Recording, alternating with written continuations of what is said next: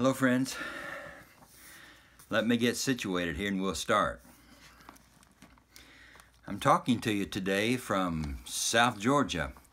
I'm here to celebrate my mother's birthday. It's a special occasion. I don't know that I've ever been to South Georgia for her birthday, so it's really special.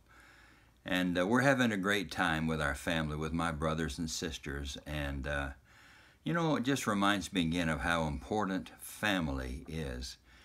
And especially a Christian family. When we get together, we talk about spiritual things, and that is so rich and so precious to me. I love my heritage. Anyway, let's get to the matter at hand. We're talking about James chapter 3, verses 11 through 18.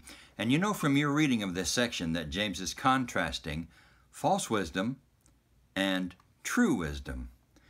What I want us to see is the possible thread of continuity that flows between this section and the previous section. Now, in the previous section, chapter 3, verses 1 through 12, you know that he's talking about the tongue. And mainly what he says about the tongue is negative and cautionary. He starts out the chapter by talking to teachers, verse 1. Not many of us should be teachers because we're going to receive greater scrutiny. We're going to receive the more severe judgment. Teachers in the Lord's church have a very important role to fill, and their voice usually carries a lot of weight. With their voice, they can direct the whole church. They can set the direction for the whole church. And so I think in that whole section, verses 1 through 12? That's right. I think in that whole section, he's talking about teachers and their importance. Preachers, teachers, shepherds in the church, those who lead with what they say. Now, is there a connection between that section and this section on wisdom? I think so, because in this section, verses 13 through 18, I think James is talking about the wise teacher. The teacher who really leads God's church in the proper direction. And what do we learn about this wise teacher? That he demonstrates the wisdom that has been received from above. How?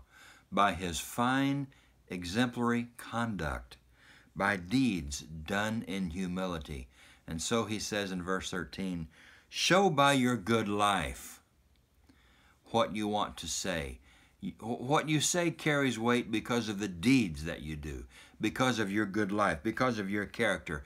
And then what does he do? He contrasts the wise teacher with his opponents. Those opponents practice envy, and they have selfish ambition, and they contribute to the division of the body by their party spirit. That's verse 14. By the way, the truth that is denied in verse 14 is that wisdom is accompanied by meekness. That is the truth. Wisdom is accompanied by gentle strength, by humility, by weakness. And James says these false teachers, these unwise teachers, well, they deny the truth of that. Why? Because they're boastful and because they're arrogant, and their lives are not characterized by humility. And then notice verse 17, how the wise teacher's character is marked by 7 traits. This is a virtue list in verse 17. 7 character traits that are known to be found in wise teachers. What are they? Purity, peacemaking, gentleness, mercy and kindness. They show deference to others. They are impartial. It's a reminder of chapter 2. They are sincere without hypocrisy. These are the characteristics of wise teachers. And these teachers, James says, promote peace, not strife. They promote unity, not division. Now, let's talk about how we're going to apply this particular passage. Again, I think James is probably addressing a specific and particular problem in the church or churches to whom he's writing, but we can surely apply this text to our own lives, can't we? First of all, these are virtues that we all want to develop in our own lives, whether we are teachers or not, right? I mean, we all want to promote peace. And we all want to have these virtues alive and well in us. But those of us who teach in particular need to note the warnings and the cautions that are found in this text. And we might well ask ourselves a question here. Does our teaching build up the body of Christ, or does it tear it down? James's focus is that what we say and do builds up the church. It doesn't tear it down. Now, a preview of chapter 4, verses 1 through 9. He's going to talk about strife and conflict, pride and humility. And we're going to see this as a continuation of his thought in chapter 3, verses 13 through 18. He's still talking about those who create division and discord in the body.